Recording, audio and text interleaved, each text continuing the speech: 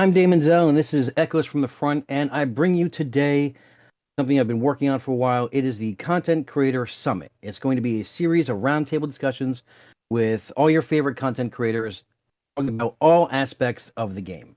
Now, if there are aspects of the game that you want to hear us talk about, please contact your favorite content creator and send them exactly what you want to hear their thoughts on, and we'll try to work it into these series of talks. So we're going to start off by introducing everyone. First off, my distinguished panel of guests include Gengar, Rambo from Echoes of New Eden podcast. We have Killmark Collector. We have PMBlue, which is a modder and a programmer for Eve Echoes, and we finish off with the Big Skillet. So Gengar, tell us about yourself and how you got involved in content creation for Eve Echoes. Hey, so most of my content is big elite fight PvP videos. Although I do a few meme videos and I've done a couple of parody songs. But yeah, I don't know. I got into my first video was actually just me showing a video of PIVC botting because we were fighting PIVC at the time and they had this huge botting operation, and no one was believing us, so we filmed it, and then I started filming the fights, and then I started editing the fights, and yeah, it just kind of grew from there. Great. Rambo? Hey, what's up? Hey, and thanks for having us on here. So, yeah, I'm Rambo from the Echoes of New Eden podcast, and the podcast is mostly news and talk. How I got into it was actually I joined up with a guy named Joni. He used to play the game, and he was the one that founded the podcast. And I joined him to be a co-host, and eventually he stepped back and he gave me the reins to the show. So I've been running it ever since. It's actually been an entire year. I've had 43 episodes going on 44, and it's been one heck of a ride this year. So yeah, that's what I do. That's how I got into it. That's great. I know I've been supporting your channel since the beginning. Actually, all of you guys. As soon as I learned about you guys, I subscribed and started them. But I know we've had a partnership going on since the beginning of the game. Next is Killmark Collectors. Yeah, thanks. So Killmark Collectors, Brandon, Scipio, whatever you guys want to call me, I'll probably answer to. I got into content creation because I was just enjoying the game and had always wanted to try my hand at some more video and content type of work. I'm a big photographer and videographer in real life. And so this was kind of a fun outlet for me to merge my enjoyment of the game with that other hobby. And then it just kind of grew from there. And I really enjoyed being able to interact with folks and hear their perspectives and stories, and really be able to kind of help grow the community in my own small way. That's great. And I just learned today that you're actually going to be doing a cherry stream coming up, aren't you? I am, yeah. So that will be on this Saturday, the 18th, from 4 to 8 Mountain Time. We're going to be benefiting St. Jude's Children's Hospital. I keep wanting to say healthcare for some reason, but yeah. So all proceeds will go to that, and I'll be matching donations 1-for-1 up to $160. Great. PM, why don't you tell us a little bit about yourself? Yes. So Auxilius actually started as a moderation bot, but then I started playing Eve Echoes and I absolutely fell in love with the game. And ever since then, about a year ago, I've been just focusing on pushing out content for Eve Echoes and commands for people to use. It's been a blast. Great. And I know you're launching a pretty big project pretty soon, aren't you? Yes, I am currently working on kill mail parsing. I've got it in open beta. I hope to be able to give every server the opportunity to have their own killboard webpage. If NetEase won't do it, then I'll try to do what I can, essentially. Great. And the Big Skillet. Tell us a little about yourself. Thanks, Daemonxel. I appreciate you having me on. Well, I restarted my channel back in March of this year when a fellow content creator for the game I used to support previously said, "Hey, I know you love EVE Online, and they're coming out with a mobile version." And I was like, "Really?" And so I hopped into the last beta. Loved the game. It brought back a lot of memories for me because I did play at almost release, within about a month of release back in 2003. So played for 7 years. And once I saw how good beta looked, I thought, this is great. This is my EVE Online reboot, basically. So I didn't start my channel right away because I didn't see something that I really wanted to do yet. I covered a lot of content, mainly events in the previous game, so I wasn't sure how I was going to fit in. And it wasn't really until the hunt came around that I started saying, okay, well, if they're going to start doing events, then I think I can jump back in and then just expand from there. So, but I love the game. I'm excited that it's finally on the mobile platform, and just happy to be with a great group of content creators. Some amazing work that folks are putting out. Just amazing. Okay. So now that we're all on a level playing field, we're all content creators, and we are all official content creators deemed by Eve Echoes. Let's talk about our access and what that actually means for us. Our access, or I like to say usually in my show, the lack of access, because the devs don't really talk to us. Do you guys find that around the same, or do you guys have access? Are you finding that we're basically learning things after the fact that they launch them? 100%. Yeah, I think it's a bit of a misnomer, right? To call us, early access, or when people say that we've got special access beyond the Fulmination test server, which has been great for content creation and being able to have some of those ships. I mean, pretty much we get told what's going on when the general public does, which I know for me has been a little frustrating because I'll wake up and be like, oh, there's this big change, right? I would have loved to have known and been able to hype that, but it doesn't really happen that way. I mean, I don't know. What do you guys think? Well, Fulmination is nice, but I don't think we get the Fulmination server actually updates after the Aurora server. Is that right? Damon, you might be able to confirm That's that. correct. But it's like the stuff, the main server gets content before the Fulmination one does. So it's like, how can we do content hype, videos on stuff that is already released? It's like, give us at least a 1 week notice of upcoming content that we can show people like how to do stuff before it actually drops. Well, it's a little, it's funny. It's misleading because they want you to sign an NDA before you can become an official, air quotes, Eve Echoes content creator. But I'm not getting access to anything that everybody else doesn't already have.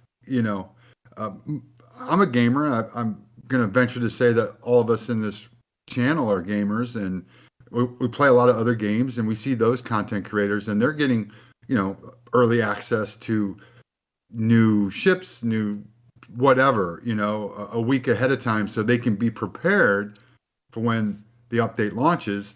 They have their content ready to go, or maybe they even hype it a little bit with a preview a day or two before, to bring emphasis and shine a light on this new update. And we don't get that. It's really surprising to me. Yeah, people definitely think that we have more access than we do. I talk to my alliance members, and they're like, "Oh, have they told you anything about this?" I'm like, "Nope, never. They don't tell us anything about anything. We know nothing." Just get the most basic answer. Got the Colonel Brink. Exactly. Like, just to get the most basic answer is like pulling teeth here. I mean, like, I only get answers to my most stupid questions, essentially. Like, it's ridiculous. Gengar, you I saw you were trying to add in before. Yeah, I was just gonna say, like, I think at the start they did used to run some ideas past us at first, and then they stopped doing that. And I'm just thinking back to like the freighter event for one is probably the key reason. If they just told us what they were gonna do, we would have quite quickly pointed out that that's not gonna work at all. People are gonna find it immediately and kill it immediately. And the whole thing was a real disaster because they just sort of sprung it out there and kind of vastly underestimated the Eveco's population. I think what is they're basically out of touch completely with the community, and like there's so much more that we could do if we had access to the devs, if we were able to pick their minds, or even just a little gleam of what's going to be happening in the beginning of the year, back before everyone's favorite event launched that they only did the one time, the Crimson Harvest. We knew about that about 2 to 3 weeks before that. In fact, they gave us the skins, what they looked like, so that we can hype it up. And like we weren't able to hype anything over this past year that I can recollect. No information. Basically, the only advantage being a content creator over anybody else in the game is we actually get, if Joseph remembers, our Omega taken care of by NetEase, and pretty much like we have no access. We, like you said, for the freighter event, we could have put in info. We could have told them, hey, don't stack this full of rigs. They're not going to drop. You as developing the game should know this since you programmed the game. And they went out. They went on the box. They got 4 content creators, had no link to the game whatsoever. Didn't know what they were doing. 2 of which dropped out, which is why Benzie and I took over.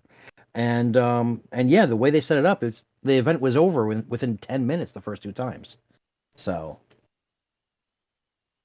Yeah, I think that's the only question I'll get an answer to. Are we getting Omega this month? And I don't even always get an answer to that. So Well, and when you have multiple accounts, giving me a mega on one isn't, is not a carrot really. It's a nice to have, but it's a little frustrating because they have 18 years of data, of examples of how it could be done that they can lean on and leverage, and they've chosen not to. And almost like, let's just build it from the ground up and not pay attention to what's outside of this box. And it's been foolish at times. yeah, I think the main reason is we kept asking them about that and asking them about it and beating it to the ground. And the answer that they give us is, oh, well, Eve Echoes is a pocket universe. It's a alternate universe aside from Eve Online. So therefore, naturally, things in Eve Online won't affect Eve Echoes, which is why we don't have access to ships that are in Eve Online, even from beginning of Eve Online 10, 15 years ago. Even some of the weaponry, like they have no plans on adding bombs to the bombers. So They did, in fairness, they did say at the AMA that they were going to be adding smart bombs this year, but that was not from us being content creators. That was just part of their general AMA. But I agree with you, Daemonxel. I think it's been a little frustrating at times, but I think the other thing too is that I understand that they're a business and they have a lot of other competing priorities. I just wish that they would leverage us as a resource a little bit more so that we could help them use those resources in a way that benefits the player base. Because right now it just doesn't feel like that's happening. exactly. I mean, their media push outs themselves or ads aren't really bringing anything in. But if we had access to upcoming content or just little aspects, we can maybe drive the hype up and maybe have the community put down their torches and pitchforks for once, and get energized and maybe even bring in new players. Yeah, for sure. Well, and I mean, I think one of the biggest issues is the server connections and all of that stuff. I mean, you mentioned it in a couple of videos, and the community really rallied around that. And I think that what I would love to see is for us to be able to help get in front of some of that.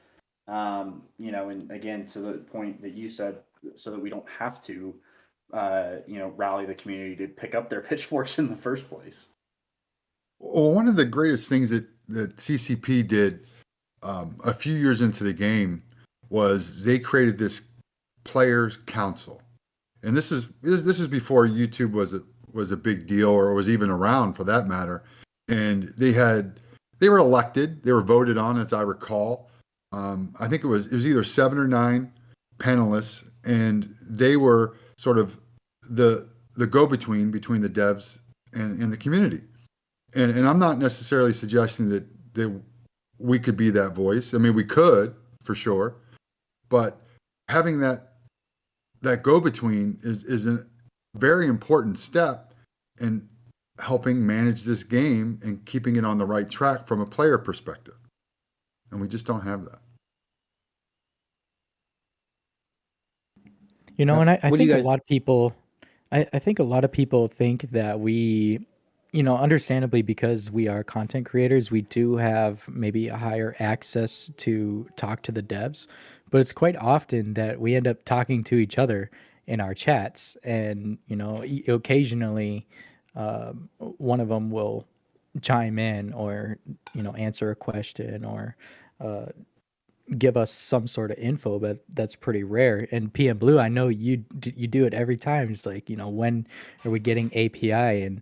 And often the questions get unanswered, and it's our questions. It's all the content creators. You know, it's like, hey, what's going on with this? You know, and typically we get no answers, or if we do, it's very vague. So our access to the devs is actually very minimal compared to maybe what people think we have. You know. Yeah, I think I've gotten one vague answer to that question, and I've definitely asked it quite a few times. And you know, and I think Daemonxel, you're the only one in this panel that's a senior content creator, and understandably, you do have a separate channel for that. But is that even at all any more popular? What all that does, the senior content creator, is we thought it was going to elevate us and get, you know, maybe access to devs and, you know, other things. But all it really is they give us a little bit of information beforehand, and we're picked out to do things above other content creators. In other words, the Omegas I give out every week for the Killmark contest. That's sponsored by them. Being a senior content creator, I'm allowed to give out, I believe, 2 Omega combos a week, and we get access to the dev Q&A question cards before Joseph puts it up live. So we get that maybe a couple of hours before he puts it out on social media. Other than that, there's really nothing special about a senior content creator. We don't get anything else above anybody else, and no other access. It's just those things too. And if I remember, one of the discussions that Joseph did have was he was going to move the Omega contest, the Omega giveaway, and he was going to move that to give out to all the content creators, so everyone could, you know, give out Omega combos through their channel and through their own broadcasts. Do you ever have issues with people getting those Omegas? Because Yes. if they are barely able to give them to us, Yeah, I no, can it imagine used to it's a nightmare. be it used to be that I would get the winner's ID. I would put it in through their Google form, and it used to be a 1-week turnaround. Then it moved to a week and a half turnaround. Then Joseph Tim was like, you know what? Tell them 2 weeks, and if they don't get it in within 2 weeks, we will, you know, you'll have to resubmit it. So it's like it's become an afterthought. Yeah, that's pretty insane. Like they forget that we're there to help them and bolster the game and make their job a little bit easier, so they can just focus on developing content and everything else, and we can drive the hype train, and we get the community to rally behind it. And they just, like you said, they do not take advantage of the program like other titles have. I've seen Supercell, you know, work hand in hand with content creators. I've seen other mobile games, and not even just mobile games, it's other games themselves, work hand in hand with content creators. Well, it just doesn't feel like they believe we are an asset at this point. Like I don't know how else you explain it. I mean, if you're a developer or you work for a company like a NetEase or a Supercell, you have to be paying attention to what's going on in the industry, right? This is sort of there's some templates out there you can follow, and I think Supercell is a perfect example of a company that leverages their content creators to the nth degree. OJ and BT1, those guys doing Brawl Stars and Clash Royale. I mean, they leverage them like crazy, and it shows because the games are in the top of the charts. Those guys have 1 million subscribers plus. Like they're working together to make the game that they both love better. And it just doesn't. It's just not the same feeling here for whatever reason. I mean, I don't know what it is. I would like to know. I would like to understand why they choose not to leverage us more. And that brings us into the game itself currently right now. How do you guys find the state of play currently? Content-wise, connection-wise? I know that's a whole nother bag of cats. Is the connection issues. And you guys have heard me go off in the content creator channel on my broadcast, just basically about the connection issues, about everything that's going on, especially with the Chinese server right now, who today also had and streamed live another 1,500 player battle. I believe it was PIBC versus Kofr, KOFR. And through that stream, there was no disconnects, there was no lag, there was just what they've advertised the game to be, but not for us. Well, it makes me wonder. So we were told, or I remember reading it somewhere, that if you're going to have a big battle like that, if you let us know a day or two in advance, us being NetEase, we can be prepared for the tie-dye to support your fight. And I wonder if they're doing that or not. Yeah, I was told that in from my understanding, a recent Gen versus SHH fight, that there was some sort of reinforcement on our server. But I mean, at that point, the thing is, okay, so you can do it, and you lied to us previously and told us it was all the player's side, it's client side, but you just proved yourself wrong. So what? Come on. Well, it's not new. EVE Online did the same thing. This is not a new concept. CCP did the same thing. They told us, like, if you know there's going to be a battle with 1,000 plus players in the system, and you know about it in a couple days ahead of time, let us know. We'll reinforce that node.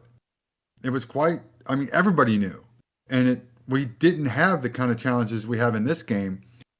And I don't know if it's because we're not communicating to them, or what the problem is. But we shouldn't be having these issues, and it's degrading at a fast pace over the last several months. Gengar, you and I go back a long time.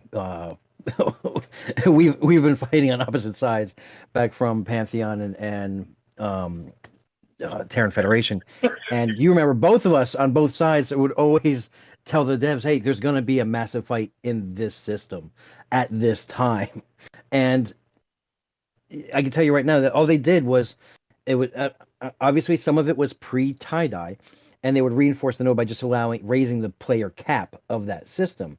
But even back then, a year plus, the connection issues were never this bad. I still remember having 800, 900, 1,000 player battle, and not having the kind of lag that we're having in a 400 person plus battle. Right.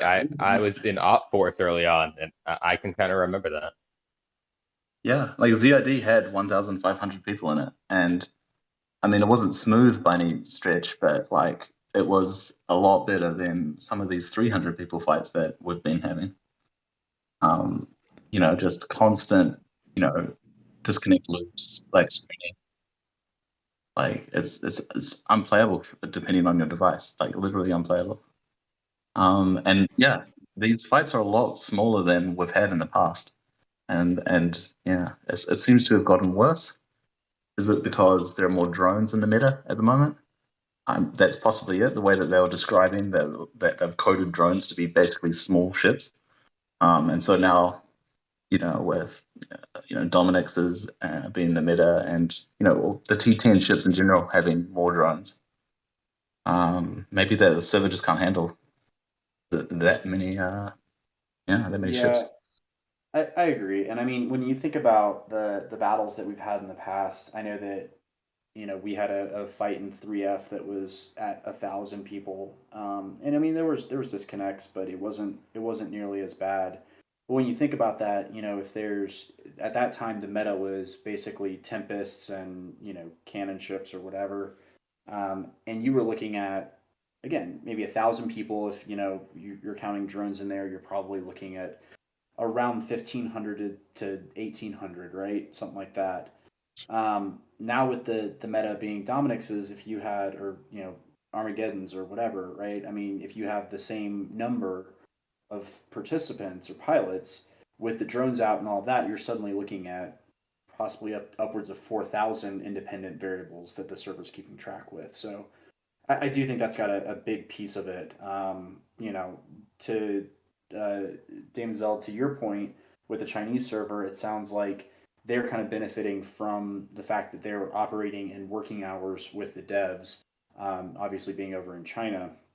And so I'm going to be very curious and hopeful that some of those manual fixes that have gone on that have stabilized that Chinese server are able to be automatically implemented so that we don't have to notify the devs if something's going on. It'll automatically kick in. I mean, that PM, I'm curious from a dev perspective. I mean, that feels like it would be a pretty simple fix to say, hey, if there's this many ships and this many drones, start kicking in tie-dye or something.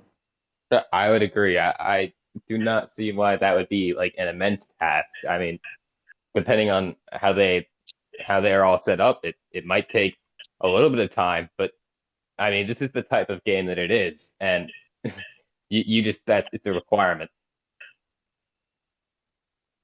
I would say that maybe I hate to say it like this, but I don't know how else I can phrase it. Maybe we could help them do their job. Maybe I should contact Genesis and the heads of Genesis and the heads of Silent and maybe No, and just get like a 1,500 person battle going in just a system somewhere, and just everyone show up and say like a Tempest or a Hurricane or just a non-drone vessel, and to see if the lag and disconnects are the same. That because I know the devs have put out saying we're doing small scale testing on the back end, but really they need a big functional variable test like this, I think. And I've been talking about it for at least a couple of episodes on my podcast with numerous guests, and generally the game runs pretty good. I think we could probably all agree to that, but it's really only in these larger battles. And I just recently watched a video from, I believe it was Phoenix Tassador.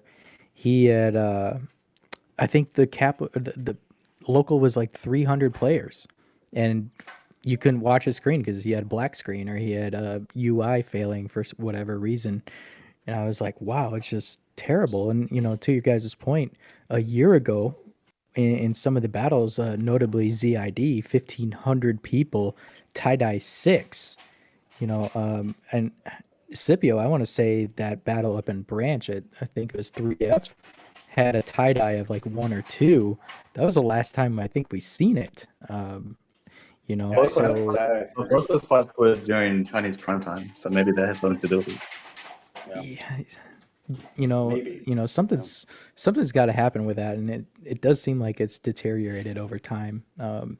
Could it be possible that the game is like twice the size it was a year ago from now?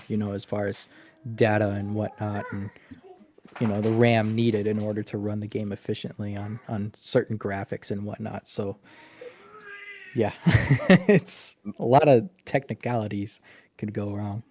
My opinion is that they've downgraded the server since then, and now it requires more reinforcement than it used to as a result of that downgrading.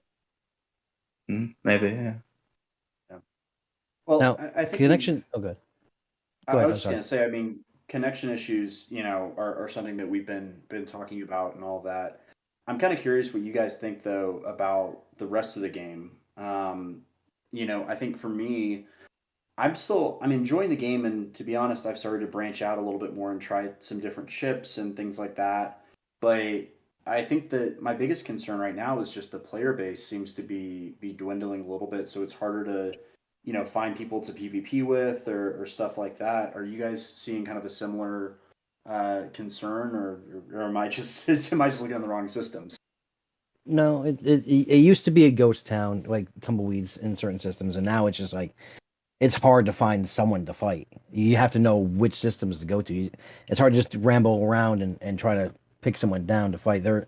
I believe there has been a large player decline, and I know they have the numbers. They won't give us the numbers, but I know overall it's been at least a minimum of 5% player loss within the last month.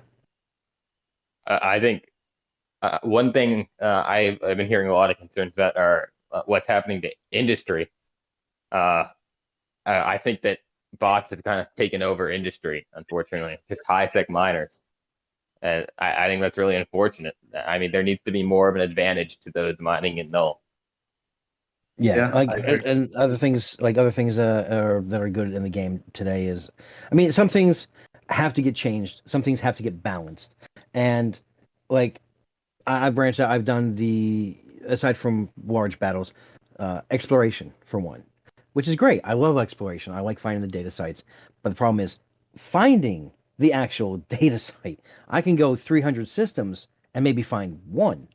So it's like if you're logging in and playing for like an hour and a half and just want to scan and see what you can find, you're gonna have a hard time actually finding data sites. So they do have to fine tune a bunch of things and raise the levels of some things and lower the levels of other things.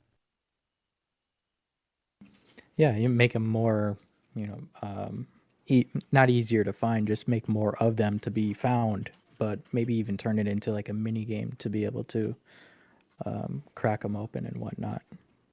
Yeah, there does need to be a mini game, I think, for If they brought over the mini game from EVE Online, that would be great, because there used to be a hacking mini game for these data sites in EVE Online, and I was very disappointed that they didn't bring that over. Anybody else? What do you think is good of the game currently right now? Well, yeah, we I'll comment, complain. Sorry, we complain about like okay, sure, we can't have 1,000 person fights anymore, but what kind of mobile game allows you to have 200 people fighting at the same time? Like, we have to take a step back, and it is pretty. It's like the only really MMO on mobile that's like massively multiplayer, right? So, I mean, we got to give them some slack, I think, with okay, sure, large scale battles is very unfun to play, but for the most part, the game runs pretty smoothly. I do agree with that. I mean, I don't know of like many other games where there's straight up politicians who just literally are politicians for their gameplay. I mean, that's crazy.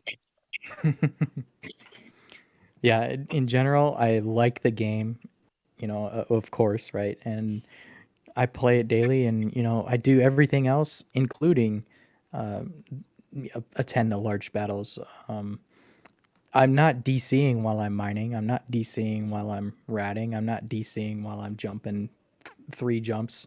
It's just the game runs pretty flawless, other than having 200 to 300 people in local or more. So, I think all of us here, we all do our own thing within the game, each different to the individual. But I think the game otherwise is actually really good for, especially being a mobile game. I agree. I mean, Go ahead, 99% of the game plays great, right? It's in 1,500,000 player fights are relatively rare. I mean, granted, during the last big war, they were more frequent, but still, in the grand scheme of things, very, very small piece of the overall pie, right? everything else functions well. I agree. I think Gengar said it well. I think we do need to give him a little bit of slack. I agree that there's not many other games, if any, that have the kind of have the ability to have that many people in the same system like Echoes does. So I would agree with that. Now, what would you like? And that connection issues aside, what would you like to see changed to the game? We're not even touching the fact that the 6-month balance has been pushed back another 6 months. So there is definitely balancing issues within the game. But before balancing, is there any aspect besides connection issues that you would change? Well, I think armor's still not there yet. You know, armor link is a different topic when you're comparing it to the shield field module. I think that's a slightly different discussion. But armor repairs compared to shield boosters, it's not a level playing field. It's still better to put a large shield booster on an Ahsheeved than a medium armor repair, because no matter what you do, you're not going to get a large armor repair on it. It just doesn't work. There's several ships that's still what you need to do, and to me, that's a balancing issue there. It shouldn't work that way. I mean, the ship's designed to be armor. I think for me, the biggest thing is just that I feel like we have gotten to the point where you really are going to fly one or two ships. And, if you're flying a frigate, you're flying an interceptor. If you're flying a cruiser, you're probably flying, either faction or, a Covops cruiser. And, if you're flying a battleship, you've got your T9 or your T10, and there's a very clear difference there. Um, I would love to see just more specialization, I think, with some of those ships, And Benzie obviously talks about this a good bit on some of his videos, but even just a simple thing like the explorers only having 2 mid slots, right? It makes them kind of useless for exploring when you can have an interceptor. Um, Destroyers, that's a whole nother topic. I'd love to see more with that. But even just being able to have some other options beyond just the kind of the one ship that everybody flies on, each weight class, I think would really help go a long way with people not burning out from the game as well. For me, I think an API is like essential. I mean, there are some games where it's like, okay, you didn't really need to have an API. I mean, does Fortnite need to have an API? No, not really. But this is one of the games where an API would just be so great. I mean, whether it's an authentication API to help people authenticate their alliance discords, whether it's a market API to help out the industry people. I mean, there are people currently using like manually entered numbers in spreadsheets, and that's insane.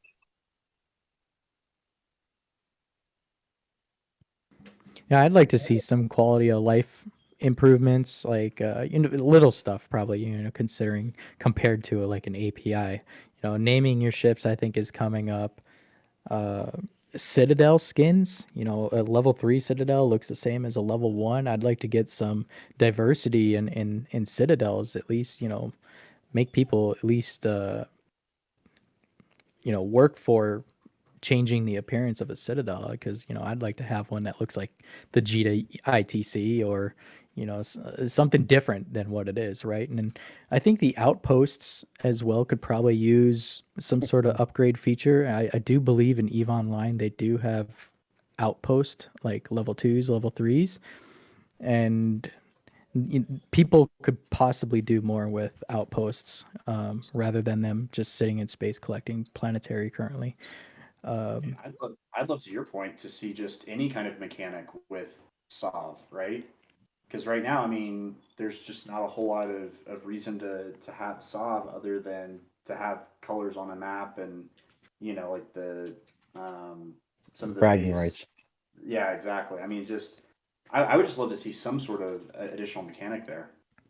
Well, you do Well, get the support structures and you do get the perks from the support structures, but there's a limit to that even. And you have to build like 5 citadels worth of materials just for a level 3 to get 130 points. And, depending on how many level 3 support structures you want, you could only have like 4, almost, I think maybe 5 support structures on No, that, I and Well, yeah, no, the, I agree with you, but I think what I'm getting at is even if you look at like the bounty structure or the tax structure, right? Those only benefit the people in that corp, right? And so Mhm. it kind of limits the utility because if you've got alts or you've got whatever else and all of that stuff, I right. mean, it does give you some benefit. You're definitely right, but I think it's not really enough of a benefit worth going to war over. You know, like, and I think that's what I would love to see is Yeah. more stakes in some of these wars. well, and Yeah. And sovereignty is meant to be an alliance goal, right? It's meant for multiple corps to come together to form an alliance to take a space, but you're not going to give it the alliance the functionality at the alliance level makes no sense. It's like very contradictory, right? Yeah, It Sov should be working on an alliance level instead of should just be. a corp level. Now I do know they have plans for Sov coming out. They talked about it a couple months ago. I haven't seen any new information about it, but they are going to be bringing moon mining over into the game, and that's going to be a nullsec alliance thing. But just to touch back on what you said, Rambo, when you said skins for Citadels like level 3 turning to Jita, my mind just specifically just because it's been trained with this game for the last year. I see them like, oh, okay, they want level 3 skins. Okay, we're gonna do that, but there's new nano cores, like the Neon Rain one for Jita, but this is for your Citadel. and let the players build it at least. It's if you want to make an appearance look different, then have them earn it, just like they had to for a level 2 or a level 3 Citadel. It's not that hard. It doesn't need to be like a nano core type thing where you just buy it somewhere. It's like if you're gonna want the change, then make it happen. Got to work for it at least. And it'll give people something to do too. I mean, ultimately. Well, and there's a lot of clutter in this game. Think about it. If we're concerned about the stress on the server, think about just take a look at your own personal hangar, right? Just imagine you had a desk, and you have an office, and you have your desk, and you just got stuff piled everywhere with no organization. It's just haphazard, right? That's what our game looks like right now at the personal hangar level. There's no station containers where you can organize things. We have items that nobody wants that you can't get rid of. I mean, you can destroy them one at a time or in small groups, but maybe we could repurpose those, reprocess them to where they can have some sort of value. How about the 150 small drone blueprints that I have that are worthless that maybe I could, learn a new skill and get a new item that can repurpose it and I have a chance to get something better. Like we have so many useless things in the game that nobody's using that's just sitting around and adding clutter and junk to the server on both sides, client and server side. So, I mean, there's a lot of work that needs to be done. Yes, station containers would be a massive benefit. I swore by them in EVE Online, and even the little things like I don't know, a market history, so that when you can't see a price, you can go back and see what sold over the last week or even the last 24 hours. That would be something I would like to see brought into the game. Should we even mention capitals? Like WTF to that? Oh God, yeah. I mean, they brought the Capitals in with no fucking plan whatsoever. I'm sorry, that's just how I feel. It's like I love the bigger the better, ship. I'm a I like flying the big ships, but you don't have the content to really support it. So it's just a race of saying the status. Look, I've got the biggest ship there is right now, or being the first person to die in one. But other than that, I know they have stuff planned, but there really should have been a more cohesive idea instead of just a rush to bring out capitals. Yeah. I mean, I would have And- rather seen the Black Ops come out first, personally. Right. Well, and to the topic of capitals is they had been talking about it. It's been on the roadmap that, they're going to add dreadnoughts and carriers to the game, and people knew about this. And so they're like expecting that. Like, okay, when capitals release, I'm going to get my hands on one because that's what I like to do. I used to have one on EVE Online, not me personally, just throwing that out there, but when these dropped, they happened to be so insanely expensive, like the 1% of the 1% be flying them. And it just it ruined the game for a lot of people that were expecting that stuff because they played this game maybe to get a capital, and now it's not only is it hard to achieve, but it's almost beyond able to achieve for certain players. Yeah, even funding it yourself. If you're mining, if you're mining and just getting everything by yourself, just the production costs of the components and the blueprints, you're looking at a ISK sink of between 17 to 26 billion. I don't think I've made that in my career, so let alone on one ship. But I think a lot of alliances too were expecting Warfare to have a lot more capitals. And all the large alliances were talking about, okay, when capitals drop, this is what we're going to do. We already relatively know what they're going to be made of. But then when they drop, it was like the football was fumbled and nobody could return it because they're just ridiculously overpriced. And that's just the thing too. I mean, that goes back to connection issues. Go ahead, Gengar, I'm sorry. Ship in the current meta, like I wouldn't undock a capital ship in a 500-person fight. That'll be the last time I see it. Like, yeah, it's the game's too unstable for capital warfare, right? We're not going to see a cat versus cat fight for a while until the game's way more stable. Yeah, especially in the current status of these large battles, bringing a capital, you're lucky you'd get black screened. Yeah. Oh yeah. It's just. I'm kind of curious, Skillet. You've got one, and you were actually the first to build the Nidhogger, weren't you? Yeah. I mean, Yeah. what's your thought? Are you glad you did it, or are you kind of regretting spending the time and minerals on it? I regret it. I do. It was. I knew better. I did it because I wanted to, and I was afraid that I would regret it, and I do, because there's everybody's already said it. There's really no need for it. They don't provide the content that we have available in the game today. It's just not needed. Not to mention that the reason why carriers were so important in EVE Online because of two things, right? The primary thing is actually ships. You could dock in, get into a fitted ship, and come back into the fight, where you can't do that here. And this game is just a bigger ship with more HP. You can't assign fighters to anyone. It's really gimped, and the state of the game currently doesn't support capitals. I've agreed with Benzie and others the entire time. There's many other things I'd prefer to see, and it cost a ton. The cost for that Nidhogger was 13 billion ISK from all the blueprints for the components and the push the button on the build. 13 billion ISK. That does not include any of the minerals or the PI, which most of that I got myself. But it's unattainable for most people, and it's sitting in a station because, just like you said, I wouldn't want to take it in a decent size fleet, 100 or 200, for one of the biggest reasons is the insurance. The payback is terrible. I have enough 70-30, right?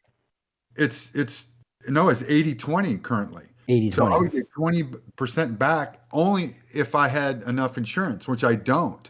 So at this point, I can't afford to insure to even get the 20% back. So it would be a straight loss for me.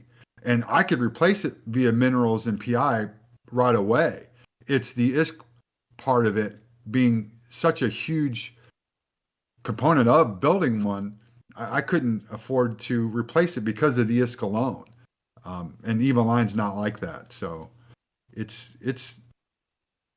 yeah, very disappointed. There's no content for it. These FRPs you don't need a carrier or a dread to do them. If you do, sure, you can finish it sooner, but not a lot sooner.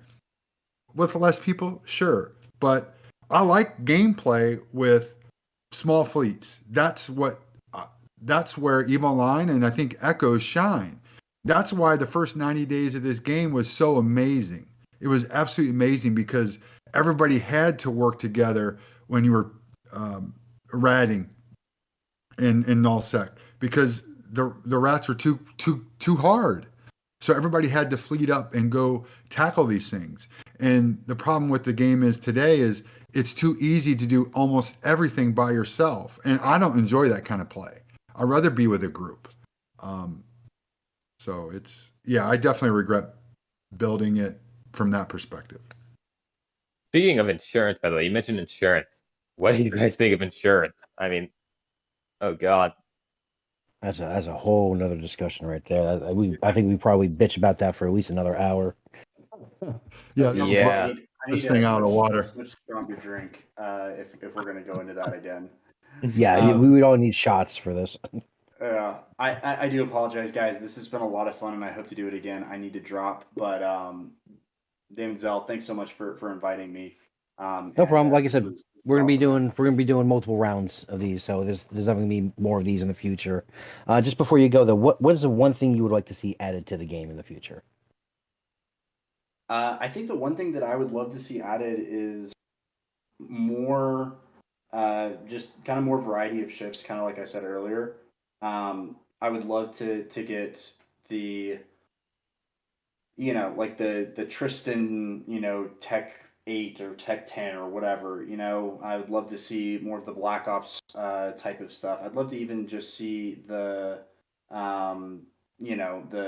carriers actually get some of the functionality that Skillet was talking about. Just stuff like that to help kind of change up the way that the game is played right now and give players a little bit more, or not even give them, to force them to have more variety, so that we really get to see some fun new gameplay and tactics and stuff like that as ships are introduced and new capabilities are brought in. Awesome. Thanks for coming, and everyone, remember, please tune into his channel this Saturday for his charity stream. Awesome. Well, thanks, guys. Have a great night. I'm sorry I got to drop her. Ton of fun, and looking forward to doing another one. Yep. Well, we're just gonna we're finishing up now anyway. So, Gengar, what's the one thing you'd like to see added to the game? Ooh, a balance patch would be nice. I don't know. Is it too much to ask for like a balance update, like more than once a year? That's why we can't have nice things. We can't have nice things. I don't know. I think an insurance revamp. It's almost too late to change insurance because you can't put like the genie back in the bottle. Like now that you've given people insurance, it's too hard to take away. So they've sort of, I don't know, they're in a tough situation, I think. But I would like to see industry come back to life. I would like to see a player-driven market. Yeah. Rambo, what would you like to see added to the game? Aside from the stuff that we had already talked about, like quality of life stuff, I'd like to see additional ships. I'd like to see Citadel skins, additional content in general. I'm relatively happy to see new stuff getting added to the game. I do not have very much EVE Online experience, so I don't know what all is in that game to know like what's considered end game, over there compared to EVE Echoes. I'd like to see moon mining. I already said it, but more ships and just additional content, stuff to keep us busy for a while. Blue, what would you like to see added to the game? for me, it's always going to be an API. I think that if you're not going to give us the quality of life things, then you got to let third-party developers do it for them, and we will do it. So if they just give us the tools, we will do it. Great. Skillet, what's the one thing you want to see added to the game? You know, I really miss research agents in EVE Online. Ooh, yeah. That was one of the things that I really enjoyed doing those missions, going back to the agent, talking to them, and then I think it was once a week, you get that mail saying, "Hey, come see so and so. They have a blueprint for you," and you fly over there and you go in and you see what it is, and you hope for it to be, you know, for Echo's concerned, you hope it would be a carrier blueprint, right? Something awesome that either you can actually use it for yourself or you could turn on, sell it, make a ton of ISK. I liked research agents a lot, so I think that's what I would like to see. Right. And what I'd like to see come to the game is, I'm going to say two things. It was my favorite pastime in EVE Online. One is just incursions. It was just the next level of PvE, but it was random, and you never knew where they were going to happen. Well, until you mapped out where they were going to happen, but those incursion fights are always fun. And God, please just bring me my wormholes so I can just retire in a nice C3 somewhere. Yeah, I do miss the wormholes. But yeah, so this has been our first roundtable content creator summit. Thank you everyone for coming. I'm going to have a link to everyone's channel and their publications in the description below, and be on the lookout for the next one where I'm going to have Voxel, Captain Benzie, Ahsheeved, and a bunch of others discussing other topics as well. And we're going to do a bunch of these. And like I said, if you guys, the community, wants to hear us talk about a certain subject, please just send them to your favorite content creator. Get them into us anyhow you can, and we'll talk and we'll schedule it out. Thank you for coming, and everyone, thank you for participating. Yeah, Thank you. Thank you. Fly safe. Thank you for inviting. Yep. Thank you very much.